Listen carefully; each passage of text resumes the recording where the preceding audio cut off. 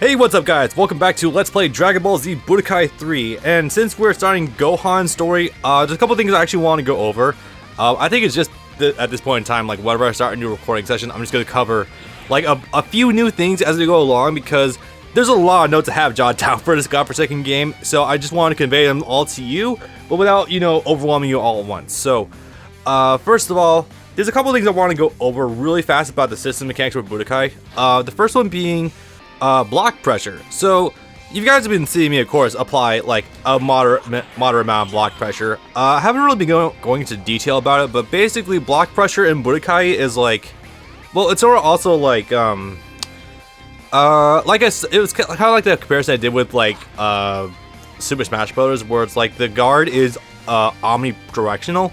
However, you can't block out unblockables and you can't block out throws. So what that basically means is that your guard or trying to get in on your opponent, aka trying to open them up, comes down to baiting counter hits, doing unblockables, doing throws, and spacing correctly. So for example, a basic thing would be like using forward punch kick with Gohan, go to full charge. Okay, cool. So what if the Goku like anticipates that and tries to like jab me out of it or something? I can do a half charge. I can rip it a bit early if I know he's just gonna sit there and block. But I wanted to cover multiple options. Remember, charge canceling does exist. In fact, one really good option with it is actually to do, let me see if I can get the timing right. I was just doing it right a lot earlier. Charge cancel and a throw. This is a little tricky to time because you don't want your opponent to be in block stun when you go for the throw attempt. But you can rip it very deep, like that. That's a little bit of a different option. There you go. So that's one option. You can also just like cancel into another block string. The problem with this is that like it's hard to like get a good feeling on what timing you want to be going for, because your opponent could try counterattacking sooner. They could try to like sidestep out of your block pressure. They could try to backstep it because it has a lot of time to do so. It really becomes like a round robin table up to that point. Like backdashing is pretty quick, as well as like sidestepping. Sidestepping is very quick, especially. You can escape a lot of pressure using sidestep. You can also like bait counterattacks by doing this. It's a little tricky to do. Hell, even I barely know what I'm inputting to do this. It's hard, but I mean, it is like one of the layers of the meta for this game if you so choose to go that route. This is like, again, I haven't really been talking to people in the competitive community, but this is definitely like what I see on a regular basis. I'm certain there's a lot more advanced techniques for this stuff. That's just kind of the surface level of what I immediately know. The next thing I actually do want to cover is a little something to do with combos, and it's called plus frames, aka linkers. So you might be familiar with Street Fighter, you might not be. If you're not, that's okay. We can just slowly go through this. So you've been seeing me do a couple of things that like I do like a move, and it leaves the opponent in a lot of like guard hit stun. So that way, like I could just do a completely unrelated move, and like I'm just able to continue my pressure. That was a bad example. Give me a sec. Something like this, which is really handy. I'll get to details about back turn later, but essentially what this is, it is a plus frame move that allows me to continue with something else. In Street Fighter term, this is a linker. Actually, I'm pretty sure it's called a link. It could be something else. I'm not too sure offhand. I'm not actually like a dedicated Street Fighter player, but I think it is. So what a linker is essentially it's a move with a certain amount of hit stun versus your recovery time. And it allows you to basically move before your opponent is out of hit stun, and you can continue hitting them. One example of this is Gohan's forward kick. His upward knee here. So this move is really cool because if you time it right, you can continue for a follow-up. One thing I recommend doing is sending your opponent to do guard 2. Guard 2 essentially means that like as soon as you're out of hit stun or you're able to do it, you'll guard. Really good for just practicing lingers. Essentially this forward kick gives you just enough opportunity to go for jabs, but the trick is it's not enough that you can just like freely match that, because if you match it, you'll probably get this. If you're too slow, then your opponent's gonna guard it. So it's this very fine line. If I were to give it a number, so like I don't actually know how fast this jab is. It's pretty quick, I know that.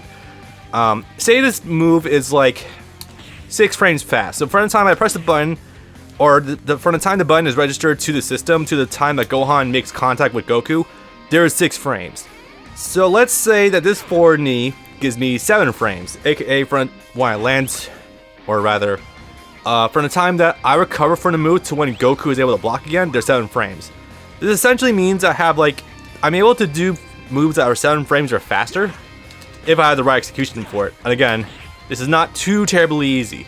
So that's sort of what a linker is. You've probably been seeing me do a few of these, but this one, it's just high enough. I felt like I had to make a separate thing for it. It's not the hardest thing ever. The good thing about linkers is that they're fairly consistent. So like in Street Fighter, even though you have like what's called 1-frame linkers, which is where you do moves on perfect frame execution. The good thing is that they're very consistent. So like if you do the move and it lands, you always have the same amount of time to go for a counterattack. Tekken gets a little fuzzy with this because there's like distances between you and your opponent, and that like skews some frame data. Here I feel like it's a little more consistent, but the AI is just nutty enough that, you know, it's yeah, it's a little difficult. There we go. Yeah, it can be a little tricky at times. I'm not going to try to staple this. It is really good for like combo videos and stuff like that, but I'm not going to try to attempt it. I'm just not that fantastic at it. I'm better at, you know, just charge canceling. I can't dedicate all my muscle memory to this game, damn it. I had to save some for fighters. Now, one thing that is really cool is that if you get your opponent from the back, you'll actually get more hits on average, because if you look at the way Goku recovers when hit with his back kick, he goes down but recovers pretty quickly. If you hit him from the backside, he takes a lot longer to start blocking that. So as a result, if you hit... This happens in Tekken as well. And I wouldn't be surprised if there was a Street Fighter game where this was the case. But basically, hitting your opponent from the back gives you a lot more leniency to go for follow-up attacks. So for example, if you go for the back kick from his backside, the 4 jabs into a beam is a true combo. True combo essentially means that when you go for a follow-up attack, it will actually connect and there's no chance your opponent can guard it. Which is really damn handy, I must say. And of course, like, there is this, but like, you get a much stronger follow-up after your beam, you know. Yeah, so you get something like this. Pretty cool stuff, I would say. Likewise, if I were to hit the knee in the back, there's a very good chance that, like, I'll have a much bigger window of opportunity. I'd be willing to bet. Please let me be right. Yeah, just a bit of a bigger window. It doesn't look like it changes his like hit stun animation, so it's probably not a huge amount, but this is just enough to make it a lot easier. And you know, one huge benefit of this is that, like, this is a very big move, and it's very easy to, like, you know, visually confirm that it landed. And also, like, if you're gonna do this regular combo, 532 versus if you start it with the kick, 596, a good 60-point increase. Now that might not seem like a lot considering like each health bar is 1,000 points, but do this incrementally over the course of many games and this will always push you just a little bit closer to victory. So it's very good to keep in mind. I'm beginning to realize I might have allergies going on right now, so my voice might be a little skewed, but it's fine. With that out of the way, we can now cover Gohan's, or adult Gohan's, like, combo list. So it's a lot different from how he was as a kid. You know, he has actual, like, limbs now. He has Goku's forward punch kick hit combo, which is a fantastic move, by the way. By the way, I never explained this before, but this move is really great for the neutral. Like, if you're able to get in, or, like, just do it, like, it is very quick. It has good tracking from my experience. The kick parts of the move have really good range. Like, from here, it'll land. So that's really good. I like tossing this out a lot in neutral. The kicks are also really good. The running attacks is also really good if you want to use it. So are the key blasts. So he retains, I want to say this is the same move from when he was a kid, and this is the same one that Piccolo ended up using. Pretty cool detail, I like. He has this from Goku. He has this move, I think, is also from Piccolo. So I really like Gohan in this game because he's a really clever mishmash of Piccolo and Goku's, like, command lists. So it's a really good, like, subtle nod to how Gohan's received pretty much equal training from both Piccolo and Goku. You know, spent 1 year with Piccolo as a kid, spent 3 years with both Piccolo and Goku, spent 1 year with Goku. I think that's a pretty good nod if I do say so myself, so that's really clever. So as a result, He also has this, like I said before, this forward kick that gives him slight plus frames. Really easy stuff. If I can give you any advice for this move, like, you want to wait until, if you want to practice timing this, just do the command and wait for, and just hold guard. The instant Gohan starts guarding, that's when you're active again to do a move. So like pretty much like when Gohan returns to returns to standing, essentially, and when Goku is about here, like when his head is at its lowest, pretty much, I would say that's like roughly where he can start getting the jab out, or like between the lowest point to when he's like halfway up. That's about where the window is. So yeah. Also, Goku also has this. I didn't really explain it earlier because I didn't explain plus frames. But yeah, essentially, you can get this back kick behind him, and you can get like additional follow-ups. I'll explain the spin out later. More details that needs to be covered, of course. So essentially, a combo with Gohan would look like this.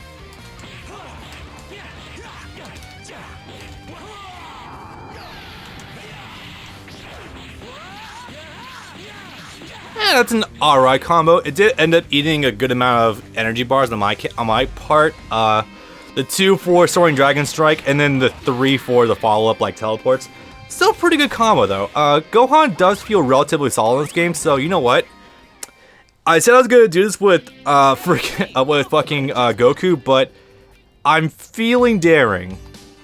I'm feeling fairly daring. For the record, I don't know how you get the Z difficulties. I've never made it that far. I can only imagine D difficulty would be like Devil May Cry's Dante Must Die mode. I've never done it before. Hell, this is the highest I've ever played this game at. I've never even played Beyond Hard mode originally. So this will be kind of fun. I'm up for a challenge. Worst case scenario again. Yakon, what was the other one? Oh yeah, Hardfire's vaccine combo. There are options. It's just, do you want to play dangerously? That's the trick. Okay, so I have a sort of Gohan build up and running. Max health, of course. Putting a little bit into Ki because he does have 3 transformations. You know, Super Saiyan 2, and Ultimate Gohan. Pretty good stuff. Soaring Dragon Strike, Kamehameha Wave. He also has an ultimate, which is a pretty good one, I would say. The activation startup is, you know, Goku's like uppercut he does for the Spirit Bomb. So it's pretty good.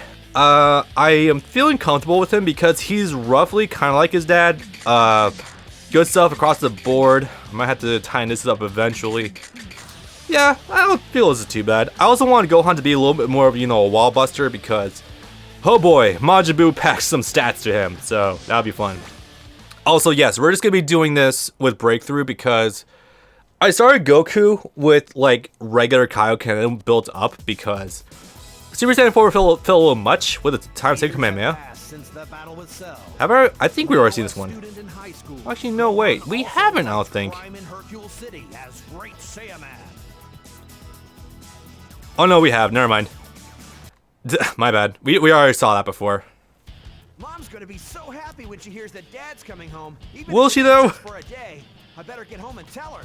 So this is a weird thing. Gohan's fucking adult version, his character portrait just looks like it's always like adult Gohan or Ultimate Gohan. I say that because like Ultimate Gohan has the one long strand of hair, and that's all you really see when he does it later against Super Buu. So it's weird, but okay. Goku's coming back from Otherworld to fight in the World Martial Arts Tournament? Yep. What'll I do? I look so old now, and Goku probably hasn't aged a bit. I need a makeover and that. I guess it is a neat little idea that Chi-Chi would actually care about what Goku thinks of her. Cause honestly, God, you could tell me that Chi-Chi doesn't really see Goku as like a living person for most of the Cell Saga, and I would believe you. You know, the world can burn for all I care. I just want my son to get an education. Yeah, sort of a yikes. Mom, do you mind if I enter too? I'd have to take off from school to train, but the prize is 10 million zenny. And here's where the weird contradictions start coming in. 10 million zenny? Of course you can enter. With that kind of money, you can afford a PhD. Okay, first of all, you did get a text for the PhD, right? It's like capital PH space, you know, period D. Second of all, what the fuck is your malfunction, Chi-Chi? So you don't care if the world burns for as long as your baby gets an education, but 10 million zenny? Oh no, I'm all about that shit. No, you can totally enter. Fuck it, dude. What the fuck is your deal? Also, I do like the idea that Chi-Chi would actually care about I do like the idea that 10 million would afford you a PhD. If nothing else, Toriyama was forward thinking about rising college prices. I will totally give him that. Because you'd think he'd make a world where like you just get free college? Nope, not at all. Oh yeah, so you just start with a Super Saiyan. Well, really nice. I don't mind it so much. Yeah, we're just gonna go breakthrough. Oh yes, that's right. Boo Saga. Just immediately start with Dynamite Battle from Budokai Tenkaichi 3. Best song, by the way. So luckily, like Teen Gohan's story, you're consolidated only to one arc. So if you want to go look for the Dragon Balls right now, you absolutely can. In fact, I want to say that if you just go to West City, Bulma just gives you the Dragon Rare, I think. Yep. Trunks in the entering too, go figure. Oh no, she's giving me something else. What the hell is this? Full Moon's Glow. She just gives me that. That's hilarious. Okay, so that wasn't a Dragon Rare, but not a big deal. I won't be getting the Dragon Balls this time around, but just bear in mind, you can just go to town with this one. Actually, I kind of recommend that because, like, I didn't get Ultimate Gohan my first playthrough. So it might be better for you to just get the Dragon Balls and just be done with it. 12,000, not bad. Also, these money drops, I think they're fixed. Or not. Well, I guess to elaborate on fixed, like, they always spawn in the same places for every part of the story. As a result, if you want a way to grind money, I think if you consult like a GameFAQs guide or something, you should be able to find some good stuff. That's just conjecture on my part. I think I might be right, but you know. And more money. Good stuff. Hey, you gotta start building up to that 10 million, am I right, boys? Alright, so there's like a weird branching story path in this game. We're gonna be taking this normally from the ground up. Yeah, we'll do his what if stories later on. Actually, I do want to show off something really fast, just to kind of illustrate my point from earlier. If you come back to this rocky crevice, yeah, Kami's ship is now gone. So, yeah, that's really cool that this story actually does like physically, or the map physically changes depending on what's happening. Actually, I wonder if Cell's Arena's still here. I don't imagine it would be, but it'd be kind of cool to see nonetheless. Is it a Dragon Ball? Yep, Dragon Balls. Sometimes you'll just naturally pick up Dragon Balls, like, even if whether you want to or not. It's not the worst thing ever, but it's kind of a thing. Seriously, I remember it was right here. You know what? For all I know, it probably was, and it got blown up because Cell did kind of do that. Which is weird because during Teen Gohan's story, he didn't blow up his arena. Now to think about it, that's kind of weird. I will. Let's see. Dragon Radar, there we go. Again, all these are fixed places, so what you're seeing right now will definitely help you out if you're trying to do this game the first time through. Hopefully minus my ranting, but yeah, good stuff. Anyway, going back to Gohan's house, I think this is how you get Super Saiyan 2. So, you know, kind of cool. As long as people don't think you're a delinquent. I love how Chi-Chi thinks that being a blonde makes you look like a delinquent. On the one hand, I get it, Japanese, but on the other hand, dude, let Gohan live his fucking life. Jesus Christ. Oh boy. Was there something over here? What the hell was that? I don't recognize you offhand. What the hell are you? Hey, oh, right, okay. Seems like there's more to this whole energy thing than you're telling me.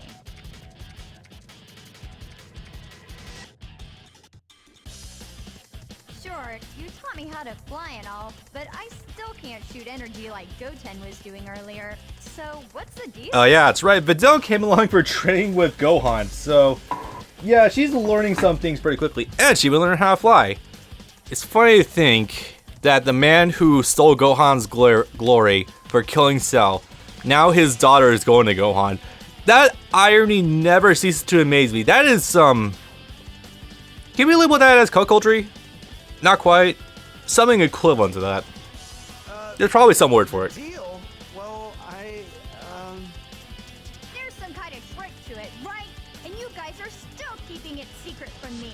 So come on, teach me. Admittedly, I would love to see Videl start doing energy beams, but at that point, I think she'd be a little too relevant to the story. You know, Dragon Ball Super. Nope. We gotta keep her a mom. She's not relevant anymore. What? Oh man.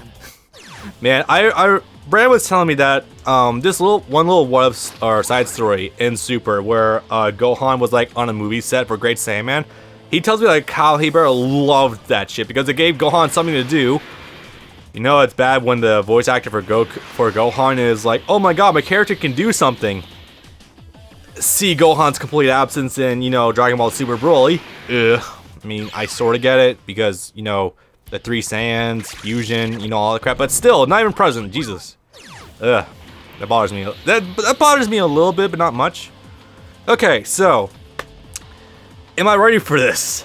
Who knows? Let's fucking find out. I legitimately have never done very hard mode before. I'm a little worried. It shouldn't be much of a bump. Like, I should still be able to, like, do stuff. Hey, Goku, maybe. How about some sparring with your big brother? You know what sparring is? Oh, this. I love this. Yeah, Mom showed me all about it while you were studying. Come on, then. Somehow, okay, so this kind of does, like, show me a little bit of validity that maybe Toriyama wanted Goten to be Goku's replacement instead of, you know, Goku coming back. Because, like, as opposed to Gohan, Chi-Chi didn't really care what the fuck Goten did, so it's really weird. It's kind of like a weird, like, message that's being sent by Chi-Chi. She just wanted one success to come out of her life. Weird. Okay, his health bar seems about normal. Blocked it. Okay. Okay, he hasn't... It's weird. He has 3 bars. He could easily have warped out of that. I don't know why I didn't. Anyway, let me hit my volume just a smidge. Alright, so... I'm not seeing much of a change to Goten. Like, you can still tell me this is, like, still on, what is it? Hard mode, I believe you.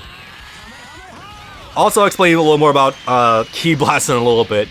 I mentioned that this is the first game where you can rapid fire them, but they're also a great neutral tool. But I'll get into detail about that probably when, I don't know, next recording session maybe. I think it's gonna be Pickles actually. Alright. In there? Hell yeah. Bob just took a game on very hard mode in this fucking game. Jesus.